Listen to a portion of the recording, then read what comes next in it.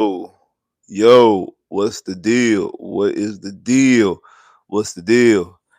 Hit that like button. What's good? What's good? I know I'm late. It's cool though. Make sure you hit that like button though. Make sure you hit that like button when y'all come up in here. Let some of y'all fall up in here real quick.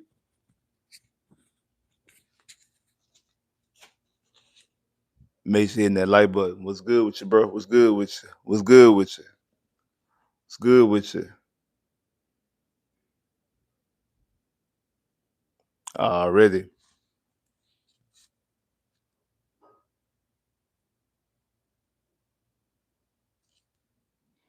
Already. What's good? What's good? What's good?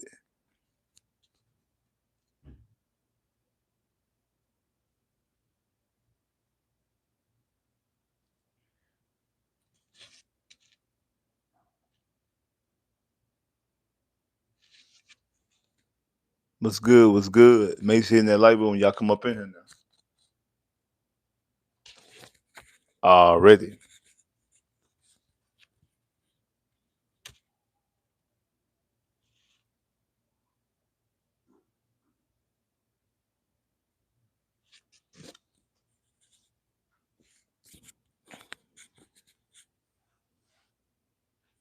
Already. What's good with you, bro? What's good with you? What's good with you? Yeah. We back at it. We back at it. We back at it. Yeah, the bye week is over. Now it's time to see what's up. Now it's time to see what's up. Already. Let some of y'all more y'all come up in here real quick. Let a couple more y'all come up in here real quick. Already. Let a little bit more come up in here real quick before we get started. Before we get started.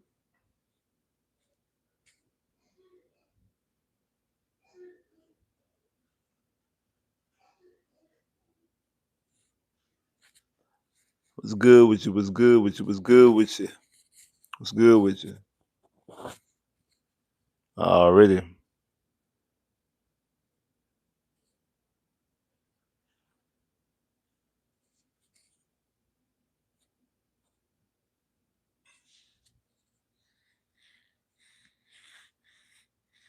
Let some more come up in here real quick. About to get started.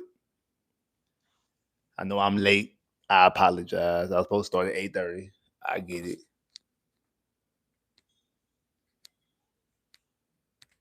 For real, we need more people. Already, yeah, man. They gonna come up in here. Don't worry, they gonna come up in here. They late just like I can't be mad at them. They late just like your boy. I was late, so I can't be mad at them. Can't be mad at them.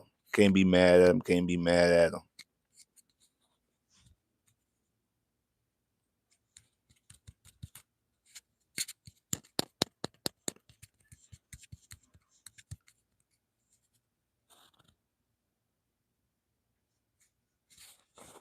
Already.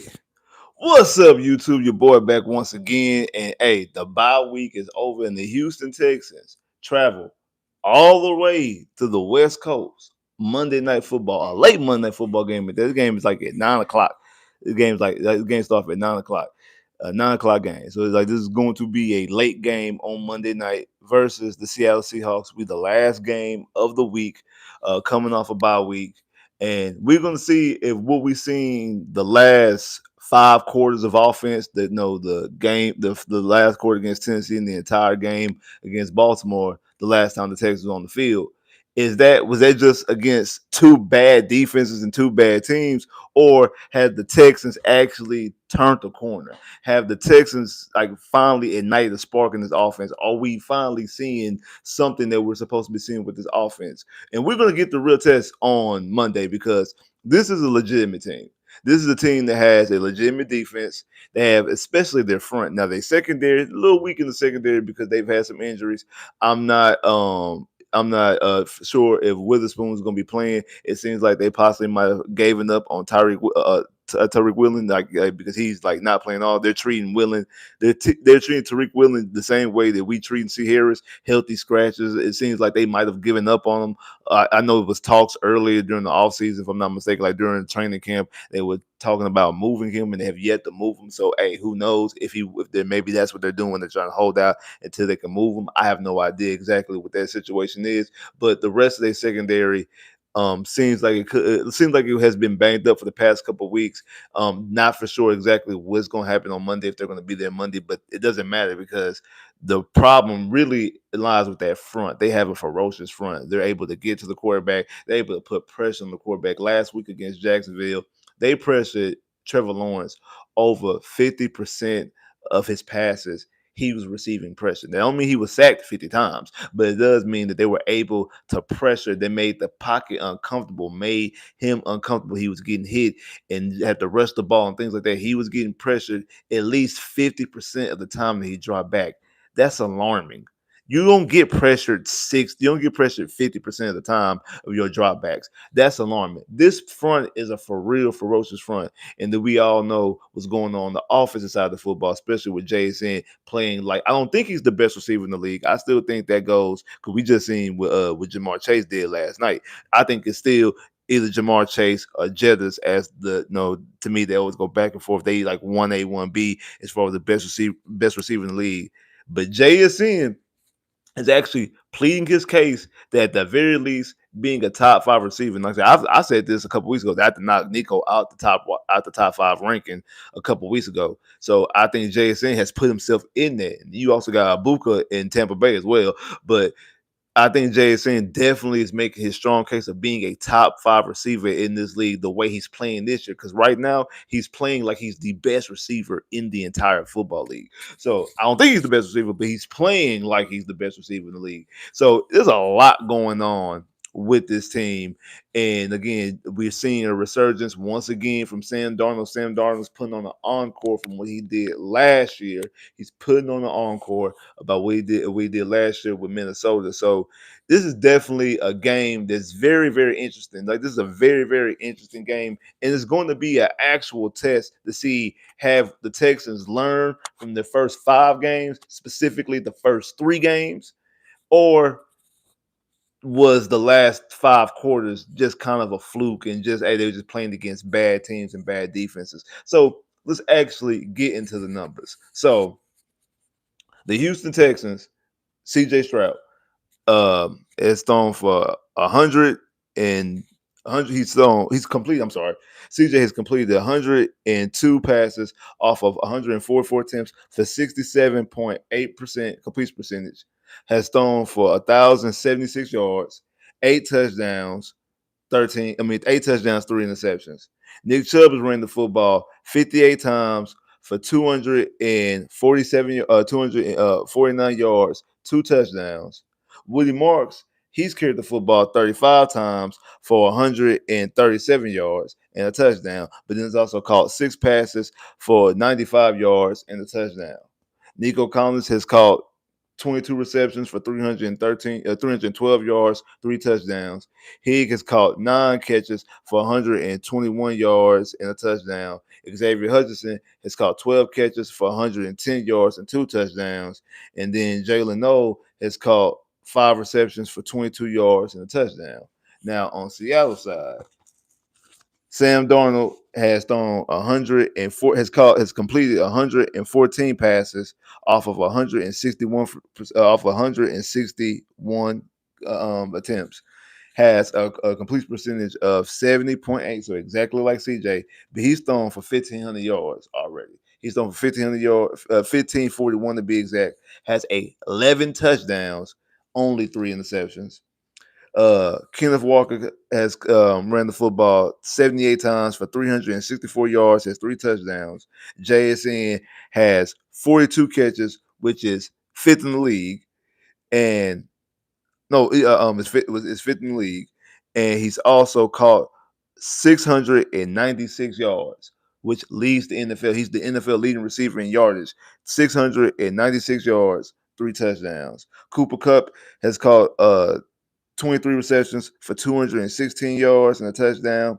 AJ Burner, they tight end, has caught 17 catches for 205 yards and 4 touchdowns. And then Horton has caught 9 catches for 113 yards and 3 touchdowns. So they have receivers that's caught a touch. There's called 3 touchdowns. Titans called 4 touchdowns. Other receivers called 3 touchdowns. So they got multiple guys on their offense that's catching touchdowns. It's the reason why Sam Darnold already has 11 touchdowns in this short season, 1,500 yards, and has only thrown 3 interceptions, just like C.J. Stroud. Like I said, Sam Darnold is looking similar to the way he was looking last year in Minnesota. Like it seems like that being with Kevin O'Connell got him right. Got him right, and now he's out here and then got here with another team with Seattle with a lot of the same similar makings. Good defense, good protection, able to protect the quarterback, and has weapons because he has JSN. I know some people like, okay, he ain't no receivers out there because they lost DK. They traded with DK, put him in Pittsburgh, but like I said, JSN is playing like the best receiver in the league. They was able to get Cooper Kupp, and Cooper Kupp is good for what they want to do, especially somebody like Sam Darnold. So it's not the same type of weapons because obviously it's not Jettas, it's not Jordan Addison. It's not the same exact type of weapons they had out there in Minnesota, but it's still a good conglomerate of weapons. It's still a lot of weapons. It's still him able to use his be smart and play football extremely well. And that's what he's doing. That's the reason why Seattle is looking the way they're looking, and Seattle looks like a very formative team. Now, you look into their team stats. So, total offense, the Texans points per game are 22nd in the NFL in points per game with 21.5 points per game. Seattle is 5th in the NFL in points per game with 27.7 points per game. Total offense, the Texans are 20th in total offense with 314 yards per game. Seattle, 10th best offense as far as total offense in the NFL with 356 yards per game. Passing offense, the Texans are 21st with 198 yards per game. Seattle, 4th best passing offense in the NFL with 252 yards a game. Run offense, the Texans are 16th with 116 yards per game. Seattle is the 24th best rush offense, while only getting 104 rush yards a game. So you're better at running the football than them, but they are fifth in scoring, 10th in total offense, 4th in passing, and like I said, the 24th in run. 24th in run. Now we're gonna go to defense. We already know the number one defense in the NFL, the best scoring defense in the NFL before the bye week. So it's going to be like that after the bye week because they played nobody, so they couldn't get any worse. Is the Houston Texans number one scoring defense, only giving up 12.2 points a game. Seattle is 5th with 19.5. So they're a good scoring defense as well. They're only giving up 19 points. So these are two good defenses as far as not letting somebody score. Total defense as far as yardage, Texans are 4th total defense, only giving up 265 yards a game. Seattle, on the other hand, they are the 13th as far as total yardage, giving up 314 yards per game. Passing offense, the Texans are 5th in passing offense, only allowing 175 yards a game. Seattle, passing defense, they're 24th, only allowing 235 passing yards per game. Run defense, Texans are 7th best run defense in the NFL, only giving up 90 yards a game. But run defense for Seattle is 2nd, only giving up 79 yards. They only allowing 79 yards on the ground. So they're able to stop the run. Both these teams, again, the Texas defense is good all across the board, passing and all these passing points, yards, all the way around the board. This Texan defense is able to stymie and stuff offenses. The Seattle defense able to get to the quarterback, and they've given up some yards. I know a lot of that had to be with San Francisco because again, all know that Emeka Buka went off in the Tampa Bay game. I'm sorry.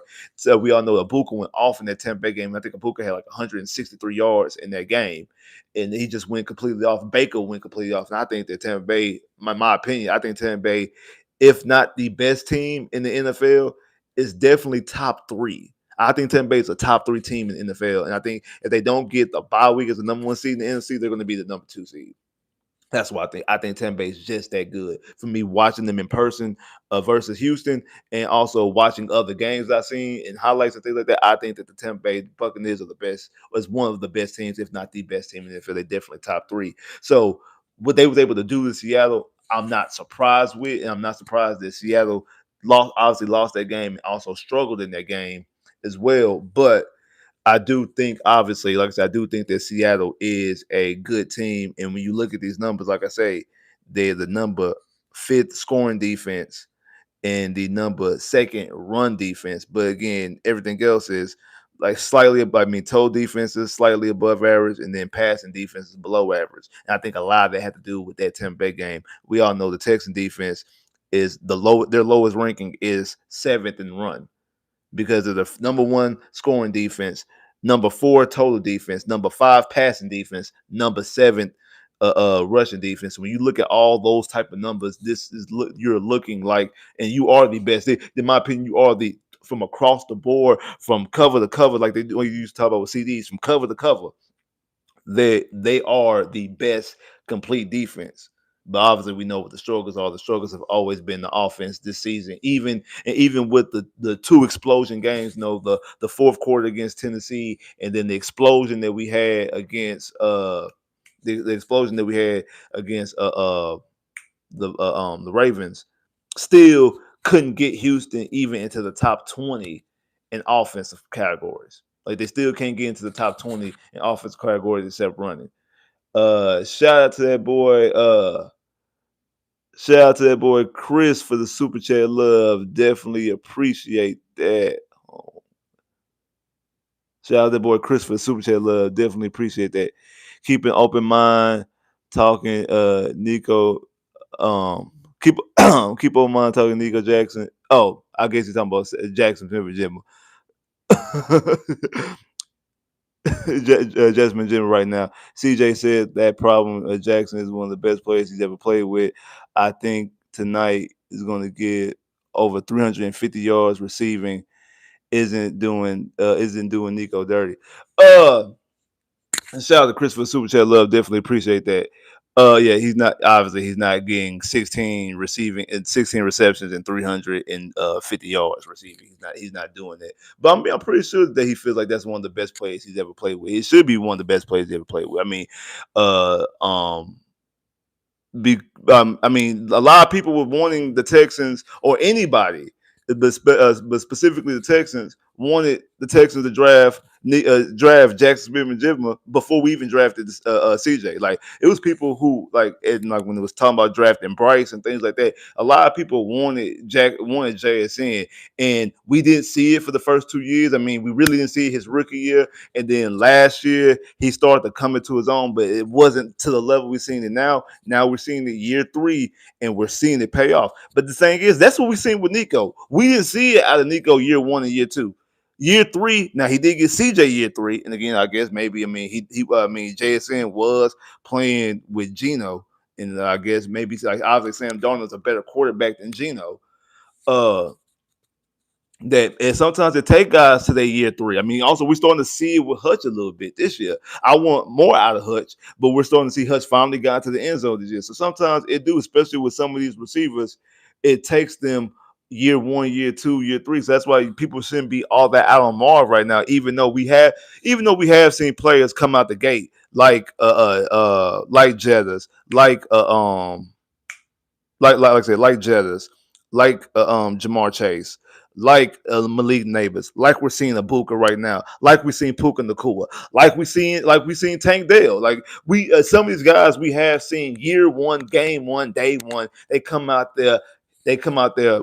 They come out there ready to run. But we also seen that some of these guys. It take a year one, a year two, a year three to actually pay off a tease and actually pay off exactly what they're able to do. So it could have just been that. But shout out that boy Chris for the super chat love. Definitely appreciate that. Also, man, shout out the Heartbreak Kid for the super chat love. Definitely appreciate that as well. You think CJ can get back into top 10 status? I do. I do. I think that CJ, because I never thought I was never out on CJ's talent. Never been out on CJ's talent. However, I have had questions about obviously the offensive coordinator, the offensive line, the weapons as well, and but also just like what we seen, like as far as like demeanor, we haven't seen that type of intensity. We haven't seen, like I said, like we seen a guy that gets to the sideline and soak after a bad play instead of actually like getting to his offensive lineman, getting to his receivers. We seen the greats, we seen the Peyton Mannings, Tom Brady's. We seen these guys like get up in these receivers' faces, get up in these offensive line faces when they missing blocks and receivers when they dropping passes or running the wrong routes. We even seen that with Deshaun, maybe not get up in their face, but we seen Deshaun actually go out there and talk. I know it's a viral moment when he was talking to, I think it was Akins, it was Jordan Akins, and he was telling him what he need him to do the next time he run that route because, like he said, hey, even if it's not open for you, if you do this, that's going to give me hop, and that's going to free up hop. To me, that's going to give me hop on this route, or that's going to give me full on this route. So I need you to do this. So when the defensive press up, you cut over here like that. We've seen that in a very similar offense. I know people didn't want to admit to that when everybody was just so, oh, we getting Nick Haley, the Rams, Sean McVay, Nick Haley. He runs a extremely similar offense to the Patriots and what Bill O'Brien was doing, especially with these choice routes when the wide receiver and the quarterback, depending on the defense, the route is different than what was originally called. They have a multiple option routes that they can run and have a choice at. So like sometimes like obviously the route changes depend on the coverage that they see. So like I said, just like Bill O'Brien's offense, we haven't been seeing that with CJ so far. Now it is what game 5. We've only seen 5 games of him in this offense, so he might not have a full control of his offense just yet. At that time, especially with that clip with Deshaun Watson and Akins, that was what year 3 of Deshaun. So that means that was year 3 him being in that offense. He was in offense his rookie year, his second year. So in 2019, year 3, he had a better control and understanding of the offense, and we really didn't see Deshaun really flourish into that offense until year 4 in the 2020 season when he led the league in passing. So even though he had Pro Bowl season, was looking good 1, 2, and 3, but year 4 is the year where the explosiveness really took off. Only problem with that is we ain't got to year 4 there. Year 4, by the time we got to pay CJ, and we ain't got time for 4 years from now, this offense really takes off. This offense, we're in the position that this offense needs to take off today. So we don't have time to wait. So again, I have not ever questioned his talent because I think he has talent. I think he has the talent to be a top 5 quarterback in this league because we were calling for that year 1. So I still think that that's the case. I just think that we just need better play selections, better play call, and obviously better protection. But to answer your question, because I actually kind of went a long way around it, to answer your question, I actually do think that CJ can put himself back into not only top 10, but top 5 quarterback status. But also a lot of that got to do with winning too. Like, and I'm not just mean winning because you got a good defense. Like you have to actually win some games yourself, and you do have to put you like everything has to match because it can't just be you just a winner, but your stats are trash and you don't look good, but you just win games. Because then that kind of puts you in the Jalen Hurts situation where people want to anoint Jalen Hurts because he won a Super Bowl. And again, can't take him win the Super Bowl away. You won the Super Bowl, can't take it away. Jalen Hurts is not a top 5 quarterback, in my opinion. I think he's roughly around 8 or 9 in my personal opinion. There's other quarterbacks out there that I would definitely take over Jalen Hurts, but there's also quarterbacks out there that I do think that Jalen Hurts is better than. And if he's a top 10 quarterback, a lot of that got to do with the indictment of what's going on around the league, that some of these other quarterbacks just ain't good, or some of these other quarterbacks are old. Like I would take like Stafford, and I would take quarterbacks like Stafford and Aaron Rodgers over him, but obviously they're older, so I wouldn't take them in this instance. Like at the peak of their powers, obviously you take those 2 quarterbacks over Jalen Hurts. But right now in 2025, I would take Jalen Hurts over them because, especially when we talk about building and going forward. But you see what's going on, even though even though Philadelphia is winning games, even though they're winning games, they're not happy. And I'm not just talking about the fans. I'm talking about the team itself is not happy. It's not happy. So you can't just win. It's not all about winning. Winning is a huge part of it because that's why we're here. We're here to win the game. You play to win the game. So yes, obviously winning is a part of it, but also you have to look the same. You have to look the part too. You have to throw like I've always said. Like CJ has to throw 30 plus touchdowns. You can't be a top quarterback if you throwing less than 30 touchdowns. You can't be throwing 20 touchdowns and be calling yourself a top quarterback. Not in the 2025, maybe in 85, maybe in 95, maybe in 05. But from 2015 to now, absolutely not. You cannot say that you a top 10, top 5 quarterback and you only throwing 20 interceptions. He's thrown 23 his rookie year. He threw 20 last year. And it took him to the last game to get that 20th touchdown last year and threw, 12 interceptions. You got to be better than that. You got to be better than that. Like I said, shout out that boy, Heartbreak Kid, for the Super Chat love. Definitely appreciate that. Shout out to that boy Chris once again for the Super Chat love. Definitely appreciate that. Why the coaches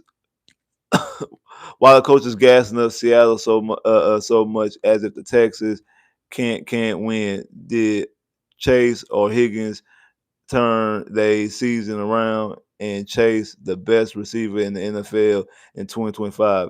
Isn't Indy the best team right now? Shout out Chris for Super Chat love. Definitely appreciate that.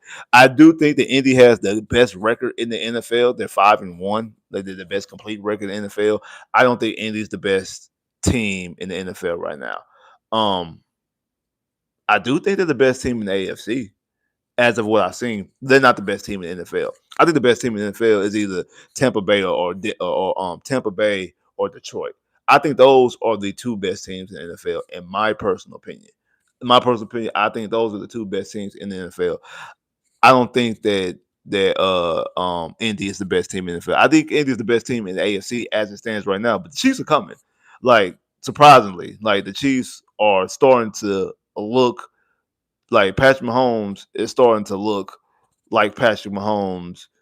Like the last couple weeks, Patrick Mahomes is starting to look like Patrick Mahomes. I know it started off just against the Ravens, even though they did lose to Jacksonville. Like last week against Detroit, Patrick Mahomes. Last week that Sunday football game against Detroit, Patrick Mahomes looked like Patrick Mahomes. Like he looked like the MVP type Patrick Mahomes. He looked like the Patrick Mahomes that was terrorizing the AFC that couldn't nobody beat. He was looking like that.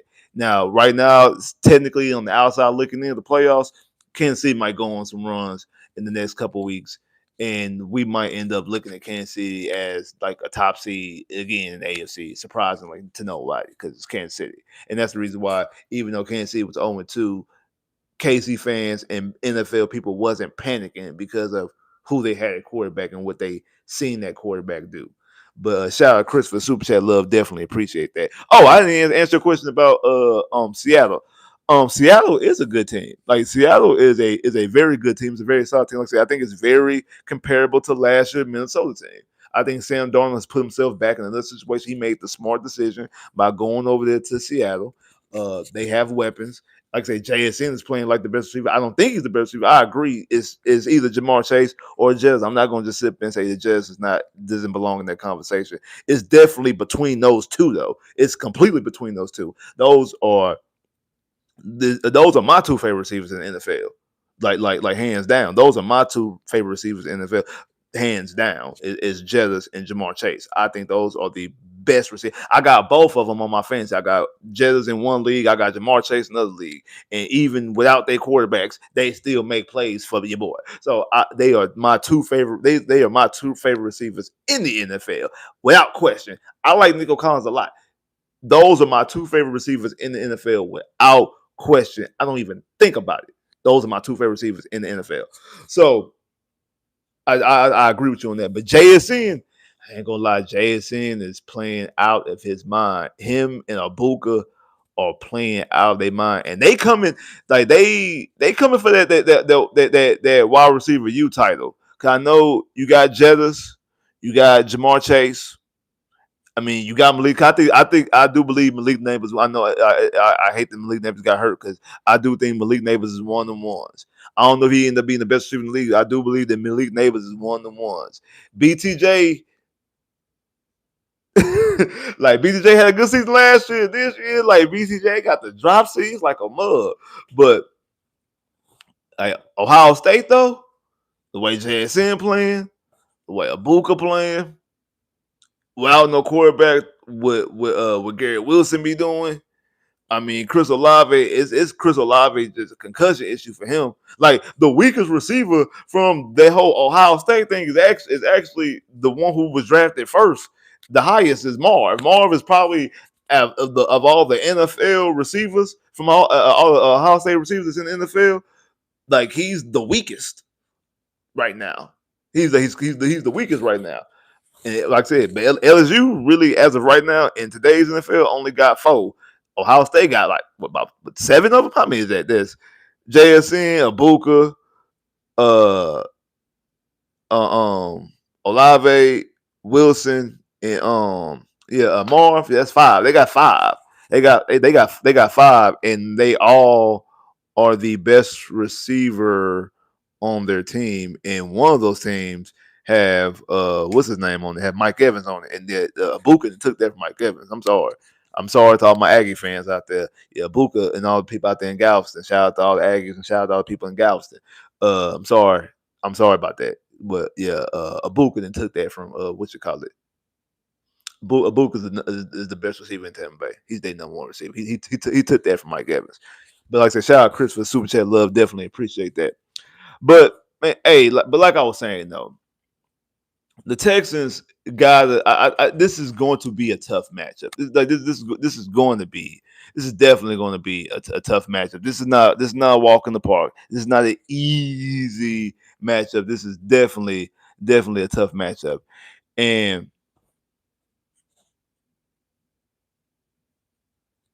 let's get into it. Let's actually get into it. Let's get into exactly what could happen and like what could happen in this game. See, like the Texans have to find a way to protect CJ Stroud. They do because, like I said, this pass rush is a scary pass rush, and this is a defense that CJ struggled with. Like CJ is like we're going to find out real quick for when these next 4 games. I said that last week in the live last week that these next 4 games are the toughest 4-game stretch for the Houston Texans. And what's good with you, bro? What's good with you, bro? This next 4-game stretch is the toughest 4-game stretch on the season. It is. Followed by you face Tennessee. Then after that, it's a 3-game tough stretch where you play Buffalo, at Indy, and at KC, and now KC looking like KC again. So that 3-game stretch is going to be a bad 3-game stretch. And I don't like how Indy is sandwiched in between Buffalo and Kansas City. Never liked that before when the schedule came out. Didn't like that. Especially being at Indy. Don't like that being sandwiched in between those 2 games. I said that before. I know some people say at least it's not like a long layoff. I mean, well, at least it's not any short weeks. It's actually you get time between Thursday night in Buffalo and Sunday with Indy. I don't care. I don't like Indy being in between Buffalo and Kansas City. I don't like that at all. Me personally, don't like it. Anyway, so like I said, don't like that at all. But like I said, these next 4 games is going to be these next 4 games at Seattle, home against the 49ers, home against Denver, and then home against Jacksonville. These next 2 defenses that they face are 2 defenses that CJ struggled against. Remember, the Seattle's head coach was the DC of the Ravens CJ's rookie year when you only got 9 points in your season opener. And then you only got 10 points in the playoff game, and that touchdown came off of a punt return. There wasn't even, you threw a touchdown to Nico. No, it was a touchdown because Steve Sims ran a punt back. So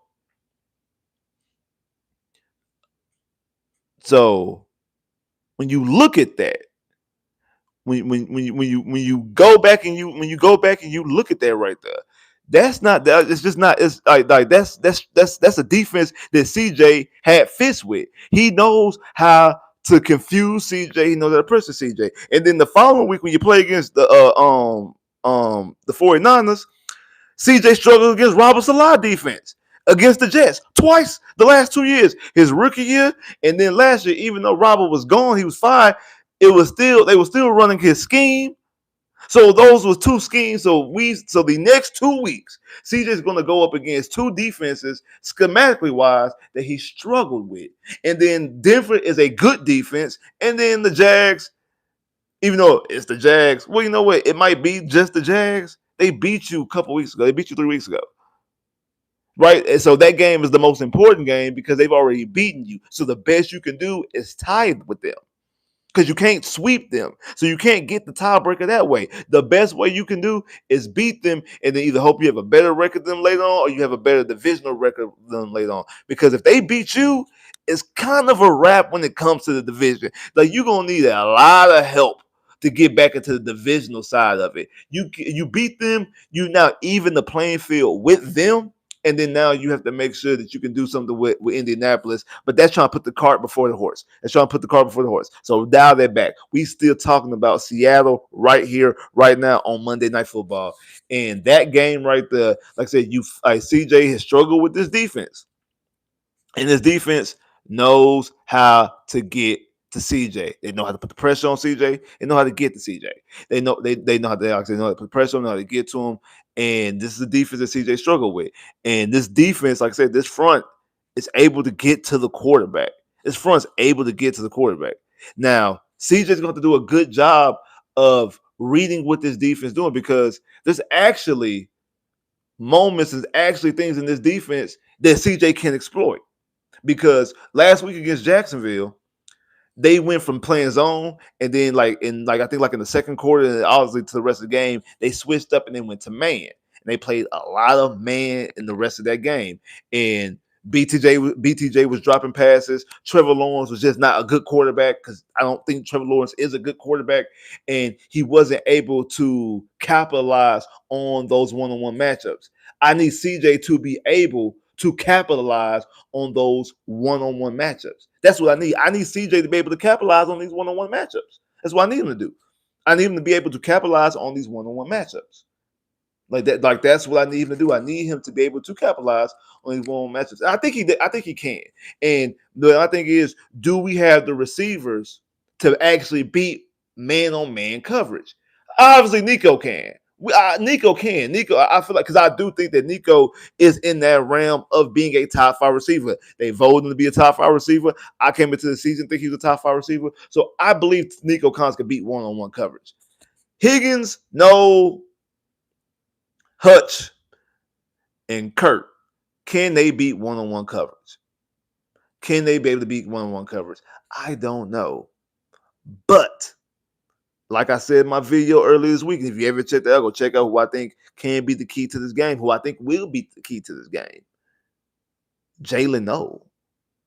I think Jaylin Noel can be the key to this game, just like Abuka was the key to the game when they played them last. And that's when really Seattle defense fell apart because they were able to move Abuka in and out, up and down, and they were able to use Abuka in a lot of different ways. They use Abuka in more ways in that game against Seattle because and that's how you try to get away from that front. Again, like I say, this run defense is also the second best run defense in the NFL, only giving up 79 yards a game. So I don't think you're going to be, and we can't run the football. I know we're like at the middle of the pack. We're not really good at running the football. It's one of the reasons why I want us to get Breece Hall. So I don't really think the running game is going to be a huge factor. But Woody Marks in the passing game and the short passing game, I think will pay off huge dividends. I think Woody Marks in the short passing game will pay off huge dividends in this game. So I think Woody Marks and Jaylin Noel, in my personal opinion, will be the keys to this game, specifically Jaylin Noel, because you'll be able to do some little screens, little dump off passes, and I think he can beat man-on-man coverage. I think he can beat man-on-man. So I do think that he will be a huge factor into this game, and hopefully they utilize him to be a huge factor in this game as well. They should utilize him to be a huge factor in this game.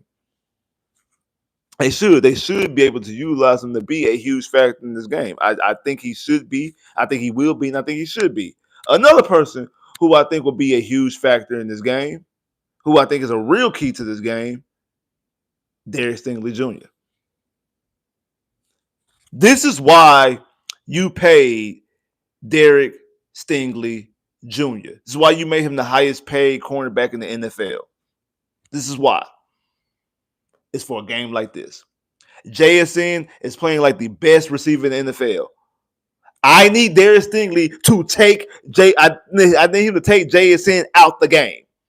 You have one-on-one, man-on-man, one-on-one. You gotta follow JSN everywhere he go. You gotta follow him from the left side to the outside, to the right side, and the slide. If he go in the backfield, you gotta follow him. If he go up into the stands to go get some water, to go get a bit, you gotta follow him everywhere he go.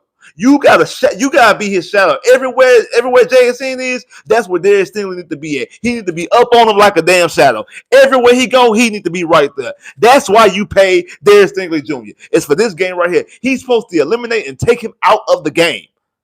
So I don't want to say, because lately what Stingley's been doing, Stingley's been playing the left side of the game over there. Because Stingley doesn't follow everybody. He follows people. He has followed people. He don't follow everybody. He followed Tyreek Hill last year. I don't think he followed CeeDee Lamb. I know he didn't follow. I know he didn't follow Jettas. I know he followed Tyreek Hill. Who else did he follow? He followed somebody else besides Tyreek Hill. He didn't follow Amara. He didn't follow Gary Wilson. Did he follow I think he did follow Devontae Adams week 1. I think he did. He didn't. He did follow. He followed Mike Evans. He followed Mike Evans week 2. He did follow Mike Evans week 2. He did follow. There was somebody else last year he followed. I can't remember who it is off the top. I can't remember who it is. Was it BTJ? Was it BTJ in the second game? It might have been BTJ in the second game. I can't remember. But this is why you pay him. It's for him to follow JSN. JSN is playing like the best in the league. This is why you pay him. He has to eliminate him from the game plan. That's what he has to do. He has to take him out of the game. You make him that Sam Darnold does not target him. And if Sam Darnold does target him, you make him pay with an interception. You make him pay with taking the football away. That's what you do. That's the reason why you pay. Because if not, why are you paying the number one? Why are you drafting a cornerback number 3 overall? And why are you paying him top flight money if he can't eliminate a team's number 1 target? That's why you do it. Completely. That's why you do it. You do it for right here, right now. You actually get him to eliminate this best receiver out the game. That's what you do. That way, Kamari Lassiter and Bullock and Petrie, everybody else, they can do other stuff and they can worry about Cooper Kupp, because you got to worry about Cooper Kupp. Even though Cooper Kupp ain't just sauce him up with the yards, we know Cooper Kupp can cut people up. We know Cooper Kupp can work that slot. We know that Kamari Lassiter has been subject, him and J.D. Petrie, mind you, have been subject on double moves. They both be getting their head caught with double moves and things like that. They both be getting sauced up. Let's keep it all the way real, keep it all the way a buck. They both be getting sauced up at times. This defense has been playing lights out, but they not like I said, this defense weakness every single game. They give up a big play. They've given up a big play every single game. Hopefully, that the whole hip pointer or oblique that Stingley had week 1, he's been playing still. He had a week off. Hopefully that has been healed. And because I do think there's probably some of the reason why he hasn't been following people around. And then more so him playing just one side. You kind of trying to protect him a little bit. You're trying to try to protect him a little bit. But all that's out the window right now. If you got to protect him on Monday night, he don't need to play.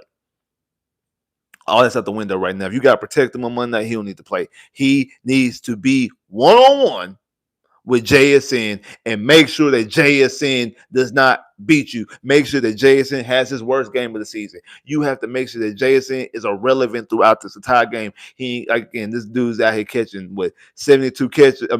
42 catches.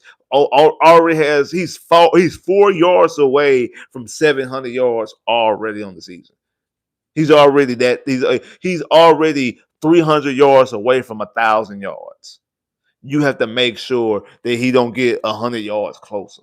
You have to make sure that you eliminate him from the game plan, that you take him away from the game, that Sam Darnold cannot use him in the game, because if he does throw in that direction, you make him pay with an interception.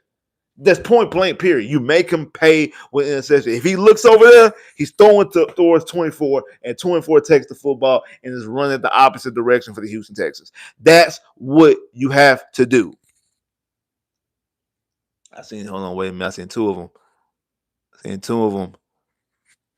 Hey, shout out Mr. 95 for the super chat love. Definitely appreciate that. Joe Paterno over Breeze. I don't trust Juice. Hey, hey, I get it. I understand. I get it. I understand. Hey, I have a poll up right now. In my super chat. I'm not my super chat. I have a poll up right now in my community wall. So when this live go over, make sure y'all go over there and vote. I got 4 options of if the Texans do make a move and can make a move before the trade deadline, who you want. Go vote right now. It's four different players, 4 different positions. I'm not going to say the players. I'm not going to say the positions. I want you to go over there. I want y'all to go vote. Don't matter. Like I'll tell folks, it don't matter who has the most percentage. Like the person you want got. Hey, vote. And if you already voted already, comment. And if you voted and comment, but you ain't hit the like button on it. So make sure y'all go vote on it. Make sure y'all comment on it. Make sure y'all like on it. Like it. Because a video will be made, just like I did about the coaches. A video will be made about this poll. So you comment on it, your comment might show up in the video. And the standings of the poll is going to affect also the video as well. So make sure y'all go out there and y'all vote. Make sure y'all go out there, y'all vote. Go vote. Like not right now. Continue watching the live, but after the live is over with, I'm gonna remind y'all when I'm done. That after the live is over with, make sure y'all go over there, y'all go vote. Y'all vote, y'all like, y'all comment, y'all do all the good fun stuff. But shout out Mr. 95 for Super Chat Love. Definitely appreciate that. Shout out Chris once again for Super Chat Love. Definitely appreciate that. Do you the elite receivers can dominate or excel with the Texans offensive scheme, or would they be held back? Tyron Smith didn't practice today, and don't trust D'Angelo Ross. Don't trust D'Angelo Ross. Don't trust D'Angelo Ross play. What does this mean? I mean, what's today? Friday. So we play on Monday. So this would be a typical Thursday practice because we play on Monday, so everything's pushed back a day. Like yesterday, Thursday was quote unquote Wednesday practice because like they didn't practice on Wednesday because they play on Monday night. When you play on Monday night, everything's pushed back a week. So you know how on regular normal week they practice Wednesday, Thursday, Friday. They practice Wednesday, Thursday, Friday is when they normally practice. So when you play on Monday night, it's pushed back to Thursday, Wednesday. It's pushed back to Thursday, Friday, Saturday because you get an extra day. So this, like I said, this would be technically Thursday's practice. So yeah, Thursday practicing, not practicing does mean that he might not be a go. Honestly, he might not be a go. He might not be a go on Thursday practice. Hopefully that's not the case. Hopefully he does go. Hopefully he's a go. Hopefully he's actually able to play on Friday. I mean on Monday. But I mean, I think this Texan defense can steer the ship. I don't know. It's yeah. I didn't even think about that. I didn't look. I should have. I should have looked at the injury list of who practiced, who didn't practice today.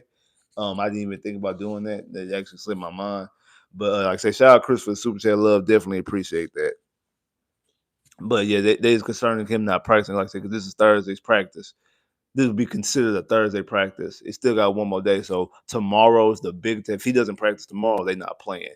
If they don't practice tomorrow, because tomorrow will be technically their Friday practice. If they don't do it tomorrow, they're not practicing. They're not playing at all. But speaking of not participating, I see a whole bunch of people jumped up in here, but y'all not participating in the like button, man. Make sure you hit that like button. Make sure you hit that like button, man. Make sure you hit the like button. More people than jumped up here, but the likes ain't going up, man. Make sure you hit that like button. Really, really appreciate that. So I did all this talking, but I have yet to talk about the game as far as my pick or who I got winning this game. Now,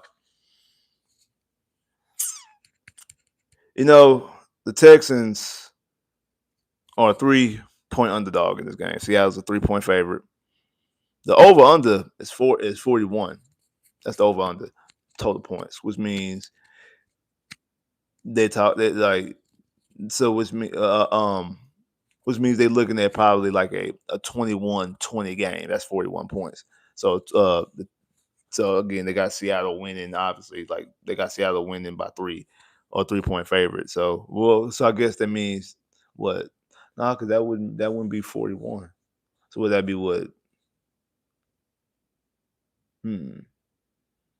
Like I said, the over under is 41. They got Seattle winning by 20 points. So, but like I said, but like 41 and the 20 is like the type of game where they'll be looking at as far as a 41-point spread. I mean, a 41-point over.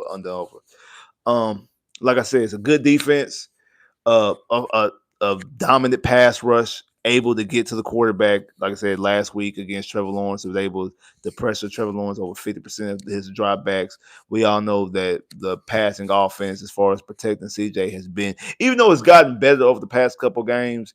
And again, you got to take some of that with grain of salt. I don't care how optimistic you are about CJ and this offense, how they look. You got to take that with these last two offensive performances with some form of grain of salt, because of both defenses were the worst defenses in the NFL the time that you played them. And then Baltimore's defense was missing 7 starters.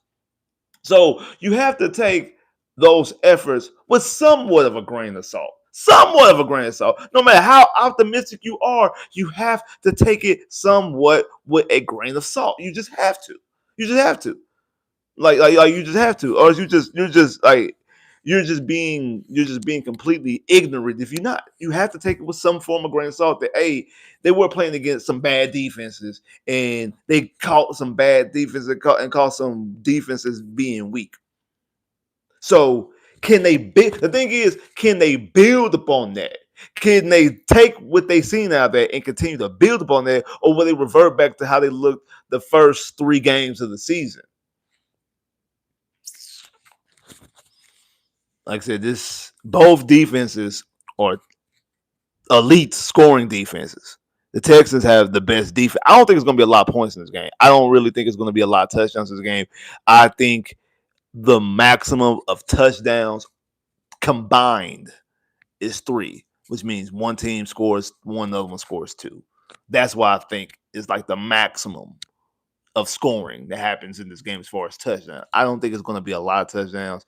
I'm picking the under on the points. So like I said, so 20, so one scoring 21, one scoring 20. I'm picking the under on that because I don't think it's going to be a lot of touchdown scoring. Because I do believe that both defenses are going to be good. I think that both defenses are going to slug it out. I think it's going to be a very defensive game. I think both defenses are going to be able to put pressure on both quarterbacks. I think we're going to see some sacks. I think we're going to see some turnovers. I think we're going to see.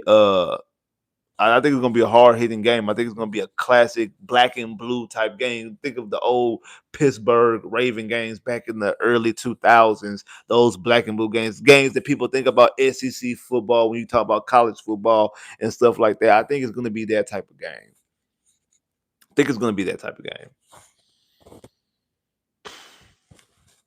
Coming off of a bye week against a defense that CJ Stroud struggles with. He's never scored a touchdown against this defense offensively. And the Texans offense struggles now. Even with the performances they have, they still are below the pack, below average on all offensive fronts except for running offense. And they're directly at average because they're 16.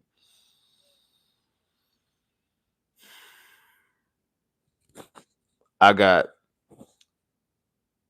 Houston winning 19-17. It's an ugly score. I understand. But I got the Texans winning 19-17. I got the Texans winning 19-17. I don't think the Texans score a lot of touchdowns. I think the Texans only score 1 touchdown. I think Seattle gets 2 touchdowns. I don't think the Texans score more than 1 touchdown. I think they only get 1 touchdown. But yet, Fairbairn gets a lot of field goals. And I think that this is going to be the best performance out of CJ we've seen this season. Not from a statistical standpoint. Not from a statistical standpoint. I think that CJ has his best performance of this season because it's actually the game where CJ actually reverts back to his rookie year and he actually closes a game. I feel like he gets the football last. The defense makes a play and gets him the football last. And he goes down and he gets, with ice in his veins, get a clutch game winning touchdown. And the Texans walk off and win this game. It might not be a walk-off touchdown. It might not be at the end of the clock. It might be with 10 seconds left. It might be with 20 seconds left. It could be with 30 seconds left. But CJ gets the football in his hands and he throws a game-winning touchdown to Jaylin Noel. And the Texans win this game 19-17. I picked the Texans to win this game 19-17. They get themselves up to 3-3, get them back up to 500. And we go into San Francisco at 3-3.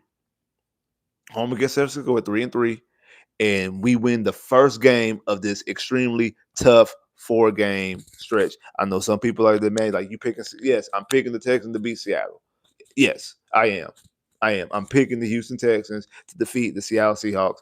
I do think they're going to be able to get to CJ. I think they're going to be able to put pressure on CJ. I don't think we're going to be able to run the football, but I do think we're going to see some things with Woody Marks, see some things with Jaylin Noel, be able to dump the football off. And I do think they're going to be able to catch them slipping just enough, especially on that game-winning drive, because I do think Seattle's offense is going to get shut down. I think the Texas defense defensively is going to be able to get to Sam Darnold. They're going to be able to shut down Sam Darnold. I think that Stingley is going to be able to shut down JSN just enough. He might not shut him down completely. He's going to shut him down just enough, and they're going to get a big play. That's the reason why I think they're going to get an extra touchdown. They're going to get a big play either for a touchdown or get a big play to put them in range where they're just going to easily get a touchdown. So they're going to be able to get a big play, but they're not going to be able to do it consistently, and that's why they only get 3 scoring possessions. While I have the Texans scoring 5 times, because I have Fairbairn kicking 4 field goals, and I have CJ scoring CJ throwing a touchdown. So I have the Texans scoring 5 different times, and I have Seattle only putting up only be able to score 3 times. So that's why I have the Houston Texans defeating Seattle 19-17. Now let's talk about the rest of week 7. I ain't got a chance to even get into week 7 yet. I've been talking about this game for so long. I ain't got a chance to get into week 7 yet. So, because some good games week 7. It's a lot of stuff that's very interesting in week 7 too. So, we already seen the Bengals go out there and beat Pittsburgh last night. So, we have the Rams and Jacksonville playing in London. I'm assuming it's London. It's an 8:00 game, early morning game. Like they've been had the last 3 weeks has been an early game every week. But so the Rams at Jacksonville. I think the Rams, even though Puka Nacua, I believe is not playing. I don't think Puka Nacua is playing. I think the Rams defeat Jacksonville. I do think Jacksonville, because Jacksonville going to a bye this week. I do think that Jacksonville finally gets another loss. I have the Rams defeating the Jacksonville Jaguars. New Orleans goes to Chicago. I think Chicago might have found something. I have Chicago beating New Orleans. Miami at Cleveland. 2 bad teams. 2 teams that are circling their wagons. They don't know what they're doing. Somebody got to win unless it's a tie. I'm gonna just pick Miami because I just think Miami is more talented than Cleveland. So, I have Miami defeating Cleveland. New England at Tennessee. Tennessee just fired their head coach. Vrabel going at Tennessee, going back to a team that fired them. Drake May is playing extremely well because New England's actually leading the division, if y'all didn't know. I have New England defeating Tennessee at Tennessee. I've been saying that Vrabel ain't going to lose in Tennessee. Vrabel's going to beat them. Vegas at Kansas City. I want to say Vegas. I really want to say Vegas. I want to say Vegas. I really want to say Vegas. But I know that Kansas City is starting to get their feet up under them, and Kansas City is starting to play like Kansas City. Kansas City is. I have Kansas City defeating the Las Vegas Raiders. Philadelphia at Minnesota. Like I said, I think Philadelphia, I ain't saying they tanking, but Philadelphia has found something in the opposite direction, and I think that they are a team that's not looking good right now. Even though they have a winning record, they started off high. I don't think that team is together. I think that team is found something in the opposite direction, and I think they're gonna lose some more games. I have Minnesota defeating the Philadelphia Eagles. Carolina at the Jets. The Jets are the only team that ain't won no game. I don't think they're gonna win no game no time soon. I think Carolina's actually gonna defeat the Jets. I think the Jets are looking I think the Jets clearly they're looking at the number one pick. I don't know who that number one pick is going to be, but I think the Jets are clearly looking at their number one pick and looking to get a franchise quarterback with their number one overall pick. So Carolina defeats the Jets. The New York Giants at Denver. I know I said Denver's a good defense and they are. I think, excuse me, I think the Giants. I think the Giants actually go in to Denver and defeat the Denver Broncos. Indy at the Chargers. I really want to say the Chargers. I think Indy might be the best team in the AFC. The Indy might be the best team in the AFC.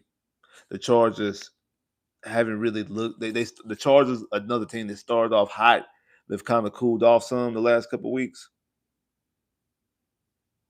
I have the Chargers beating Indy. I'm not gonna do that. I have the Chargers defeating Indy in that game. Washington at Dallas. Hey, Dallas has a hard offense to stop. Dallas has a hard offense. Dallas actually is my favorite offense to watch in the NFL right now. Like I think Dallas is the best offense to watch in the NFL. I have Dallas defeating Washington, and like I said, I think Dallas might be coming for Philly pretty soon, but I have Dallas defeating Washington. Green Bay at Arizona. I think Green Bay defeats Arizona. Atlanta, Sunday Night Football. Atlanta at San Francisco. It's not really a good game to watch. I don't. That's not really a good game.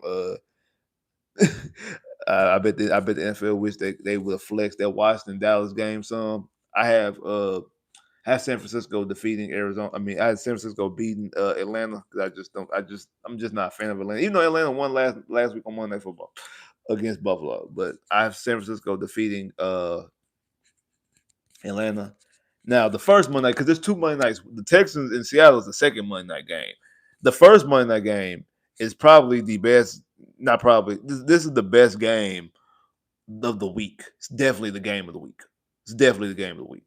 So it was a great thing that they put it on Monday night. They put it as a primetime game. Wish it would be rather it been the Sunday night game. Tampa Bay at Detroit. I think the two best teams in the NFL. Tampa Bay right now is number one seed. Right now, Detroit technically is the wild card because Green Bay leads their division because Green Bay only has one loss because of they have a loss in the tie, so the tie actually helps them in this standpoint. That's the reason why you kick the field goal and go for the tie. The tie hurt Dallas, but helped out Green Bay. I have Detroit winning this game and giving Tampa Bay another loss. Because I think at the end of the day, one of those two teams are going to be the number one seed in the NFC. And I think that, like I said, I think to me these are the two best teams in the NFL. I'm gonna take Detroit really mostly because they at home, and also both Bucky Irvin and I think Abuka's not playing in that game, so I'm gonna go with Detroit over Tampa Bay. So just to recap, I have the Rams defeat Jacksonville. I have Chicago beating New Orleans. I have Miami beating Cleveland.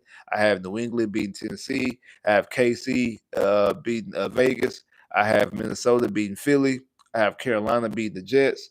I have the Giants beating Denver. I have the Chargers beating Indy. I have Dallas beating Washington. I have Green Bay beating Arizona. I have San Francisco beating Atlanta.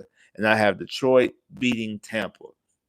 And now, when you look at the playoff standings right now in the AFC, Indy has the number one seed. Then the second seed is the Chargers. The third seed is Pittsburgh. The fourth seed is New England. That's the divisional leaders. And then the wild card teams is Buffalo at the Buffalo, Jacksonville, and Denver. Those are the three wild card teams.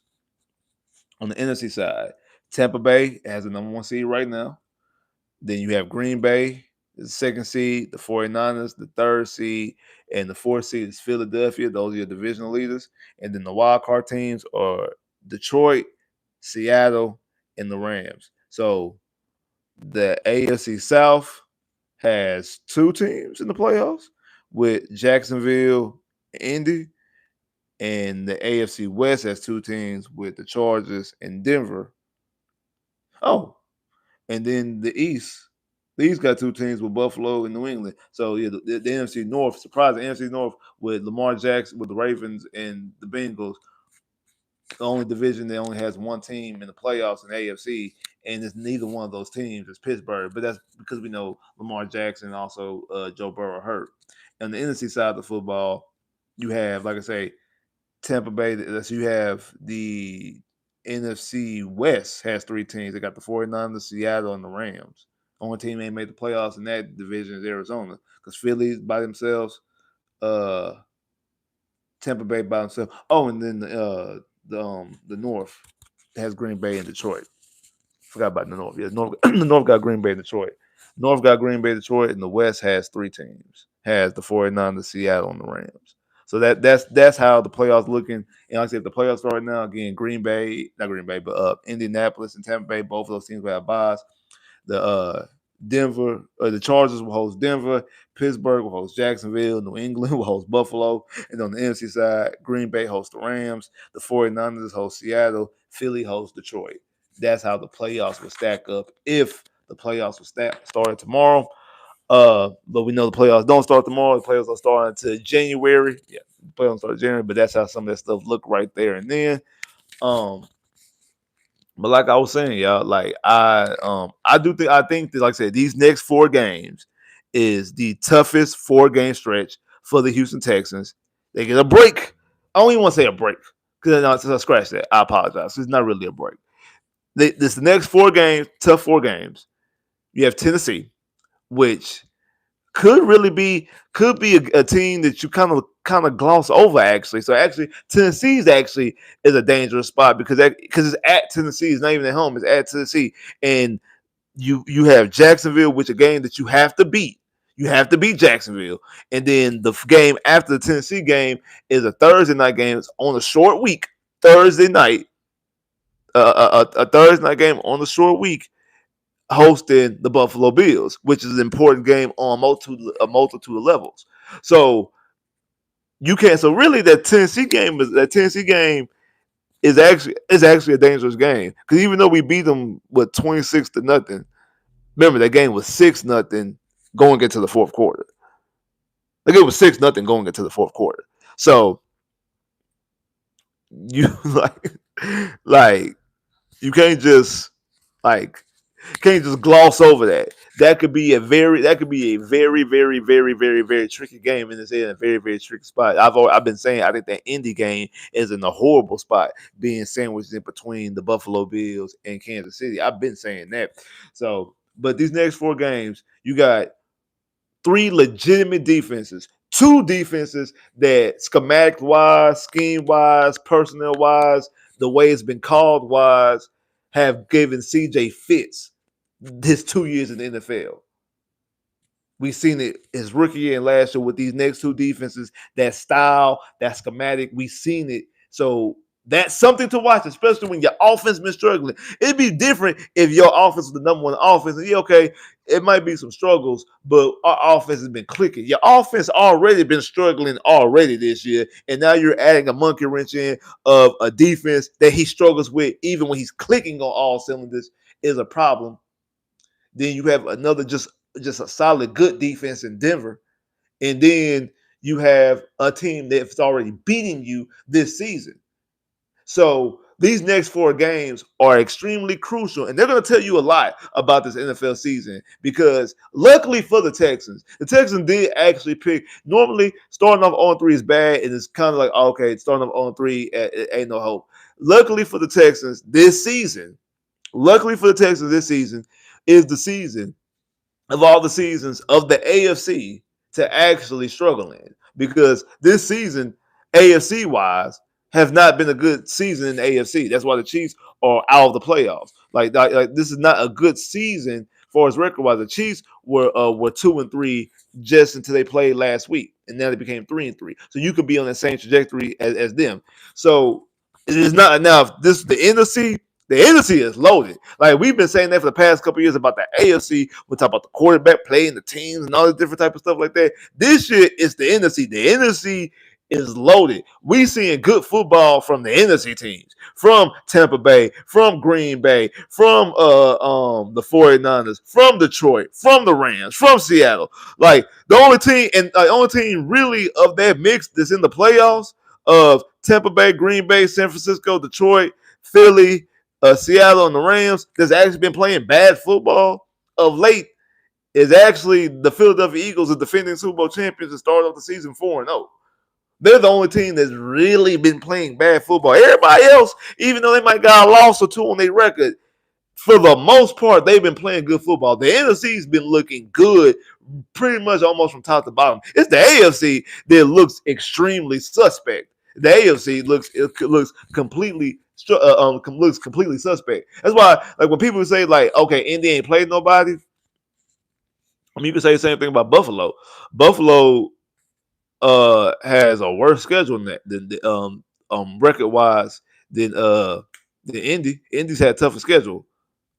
Like I think like Buffalo's schedules like 5-21 combined.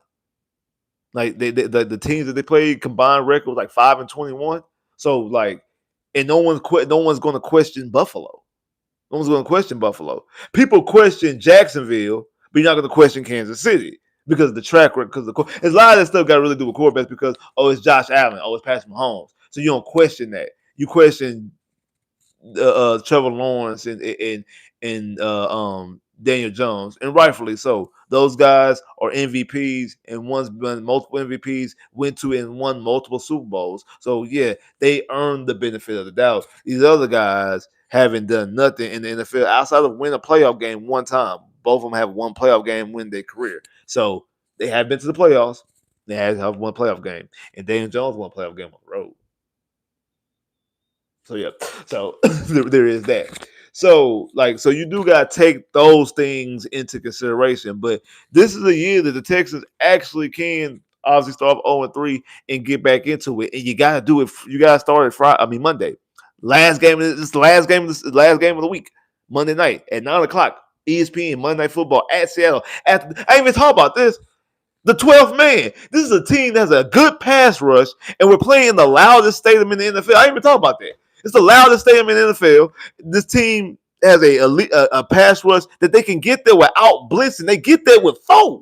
They don't even have to blitz. They get there with 4. They put pressure on the quarterback. So this offensive line has to be able to protect, and CJ has to be able to get the football out quickly. That's why Woody Marks and Jaylin Noel are going to be crucial. And I hope that Nick Caley over this bye week, because really this is actually a perfect week. This is actually a perfect time for the bye week for Seattle to be the game after the bye week, that he can get Jaylin Noel involved. He can get Woody Marks involved in the passing game, the short, quick passing game to get the football out of CJ's hands fast. That's what needs to be done if you want to walk away with the win. That's what has to be done. That's what has to be done. That's what has to be done. Man, appreciate everybody coming through here, man. If you ain't hit the like button already, man, make sure you hit the like button. If you ain't hit the like button already, man, I'm going to give you some time, man. Make sure you hit that like button. I'm going to give y'all some time to hit that like button.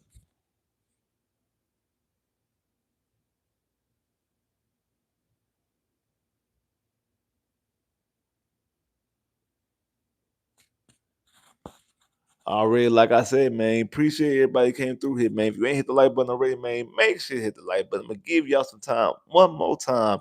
Make sure you hit that like button. If you ain't hit the like button already, I'm going to give you some time to hit that like button.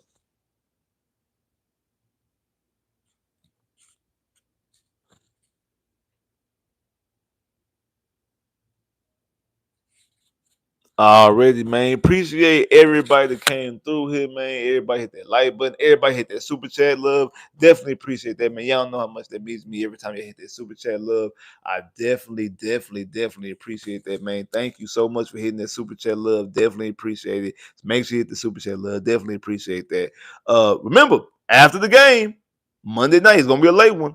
Make sure y'all pull up after the game. I'm going live immediately after the game, so make sure y'all pull up on your boy and watch the game immediately after the game. Make sure y'all pull up on your boy and watch the game. Watch the live immediately. We're gonna talk about. We're gonna break down exactly what we seen.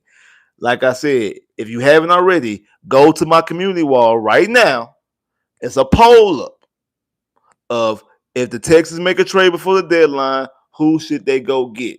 Go make sure y'all go vote. It don't matter who it is. Go vote, go comment, go like, because I'm going to do a video I'm gonna do a video based off of that poll. So what the poll looking like, and then the comments might show up in the video. So make sure y'all comment.